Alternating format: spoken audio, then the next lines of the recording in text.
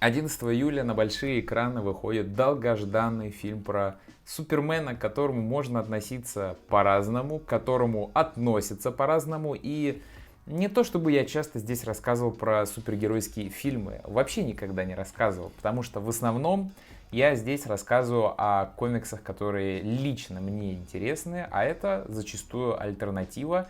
Но бывают все же, конечно же, исключения, когда и супергеройские комиксы мне очень сильно нравятся. И об одном из таких как раз я сегодня хочу рассказать и приурочить это к выходу нового фильма Ганна, который должен перезапустить, переосмыслить персонажа, вселенную, дать ей новый глоток, а может быть, наоборот, забить последний гость в крышку гроба. Но не будем мы сегодня говорить о фильме, потому что я хочу вам рассказать про такой комикс, как Супермен for All Seasons или Супермен на все времена, который, к сожалению, на русском языке у нас не выходил, вроде бы. Но в любом случае я его приобрел себе в таком невероятно крутом, абсолютном издании, которое, собственно, находится в таком вот кейсе. Такая она двусторонняя обложка получается. То есть Супермен, который летит сразу на две стороны. Вот. И вот такая вот основная обложечка. И после того, как я приобрел это издание, оно влюбило комикс в меня еще больше, потому что помимо того, что, во-первых, это нереально крутое, шикарное издание, оно еще сделано в таком как бы тканевом формате, и, блин, как же это подходит этому комиксу. И что же в нем такого, что я решил про него сделать целый ролик? На самом деле это самая банальная и простая история про Супермена на первый взгляд. Все привыкли то, что Супермен это своего рода такой скучный, неинтересный персонаж, у которого все получается, и достань криптонит, и ты его победишь без проблем. В общем-то, это так, но над комиксом работали Джефф Лоэб и Тим Сейл, который, конечно, все мы знаем благодаря комиксу «Долгий Хэллоуин», серии комиксов уже, если правильно говорить. Но после этого они написали для кого-то незаметный, неинтересный, может быть, скучный комикс «Супермен for All Seasons», который представляет из себя лимитку всего из 4 выпусков. Однако, раз комикс смог получить такое издание, будучи всего лимиткой на 4 выпуска, да, тут, конечно, полкомикса еще допы, я их покажу, но в этом комиксе есть определенно отличный, яркий, классный взгляд на Супермена, потому что он не совсем пытается рассказывать историю о самом Супермене, и плюс к этому он еще является отличной контрастной работой, собственно, после долгого Хэллоуина. Тандем Лоэба и Сейла здесь также пополнился колористом Бjarном Хансеном, который, как мне кажется, выполнил чуть ли не самую большую работу в этом комиксе, потому что работа с цветом здесь неимоверно, просто безумно крутой получилась. Собственно, 4 лимитки, 4 истории, 4 сезона и 4 взгляда на Супермена. То есть в каждом выпуске история заостряет внимание на времени года. То есть лето, зима, осень, весна. И что самое главное, он не делает акцент на Супермене. В этом, конечно, важная работа была выполнена Джеффом Лоэбом, потому что он сделал акцент не на самом Супермене. Здесь вообще нету какого-то масштабного происшествия, какого-то катаклизма. Нет, они тут есть, но нету такого, что Супермену надо спасать весь мир. Получается, что Супермен For All Seasons на самом деле является историей не о Супермене, а о людях, которые вокруг Супермена. Я, конечно, читал не так много комиксов о Супермене, но смотрел фильмы, смотрел мультсериалы в особенности, он в мультфильмах часто появлялся, в разных кроссоверах и так далее. И все они, как мне кажется, делают акцент немного не на том. То есть они показывают Супермена как инопланетянина, который прилетел на Землю, вырос здесь и зачем-то хочет спасать эту Землю. В то время как Джефф Лоэб делает акцент именно на людях. И в каждой истории рассказчиком является не Супермен, а кто-то из его окружения. То есть в первом варианте нам показывают Кларка Кента, Супермена, как взгляд его отца, то есть взгляд на Супермена как на сына. Во втором выпуске уже взгляд Лоис на, как на супергероя обычного.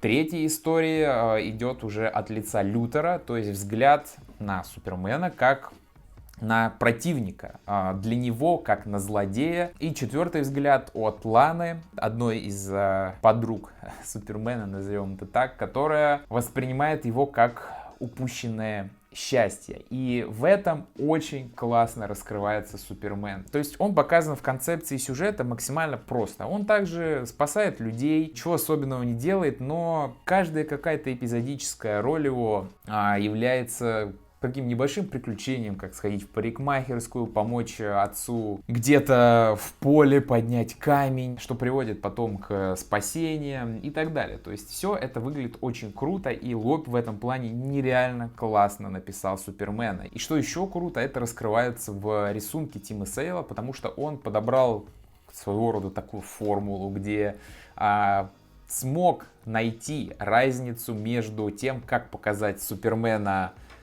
будучи Суперменом и будучи Кларком Кентом. То есть это не просто снял, надел очки и все. Он вроде бы тоже ничего особенного не делает, но при чтении ты замечаешь эту разницу и понимаешь то, что сейчас ты наблюдаешь уже не за Кларком Кентом, а именно за Суперменом. И, собственно, это работает наоборот. И также я упомянул Бjarne Hansen как колориста этого комикса. Тоже не просто так. И не просто так он выведен здесь как один из авторов, потому что про колористов на самом деле часто забывают и не часто уделяют им внимание. В этом же случае колорист сыграл невероятную роль, потому что Супермен на все времена выглядит потрясающе. Именно поэтому я его приобрел в таком, можно сказать, премиальном формате. Хотелось, потому что посмотреть на это все в большом варианте. И какие же здесь невероятно сочные и красивые развороты. Каждая панель невероятно круто детализирована Тимом Сейлом. И мне очень нравятся особенно первые панели, когда Супермен просто идет по городу, когда он просто сидит у себя в комнате. Это так выглядит круто и по-бытовому, что это прям хочется пощупать, это хочется оказаться в этой комнате, побыть Кларком Кентом. Конечно, кто-то может сказать, что Супермен выглядит здесь как-то карикатурно и неприкольно.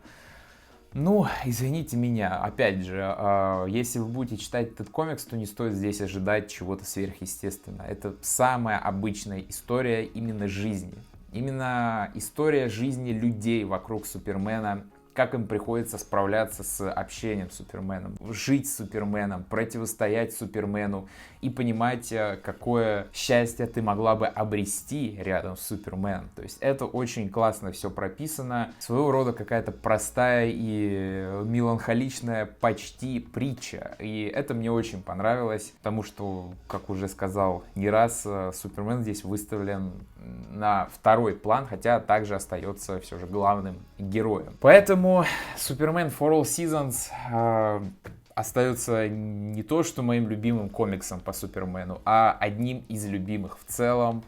Жалко, что он у нас не выходил на русском, да и вряд ли бы вообще вышел, хотя Долгий Хэллоуин у нас вышел, но опять же, где Долгий Хэллоуин, его статус знания, знакомства с ним, насколько все о нем в мире знают, и For All Seasons, комикс, который вроде бы, тоже пользуется спросом, но куда уж ему до Долгого Хэллоуина, не факт, что у нас бы его издали. Но увидеть этот комикс на русском в большом абсолютном издании тоже, как у нас формата Хаша, Хранителей, было бы очень круто. Поэтому надеюсь, может быть, лет через 5 он все же выйдет у нас, если DC, конечно, вообще вернется, но я думаю, это все же произойдет. Поэтому, если вы не читали, постарайтесь где-нибудь с ним ознакомиться, хотя где сейчас с ним можно ознакомиться, потому что на Comics Life на момент съемки ролика перестал существовать, на Мангалибе его, по-моему, нету, только если читаете в оригинале на Бэткейве. В целом, читается на самом деле легко, я его читал сначала на русском в переводе, в сканах, а потом, собственно, перепрочел перед съемкой этого ролика в книжном формате.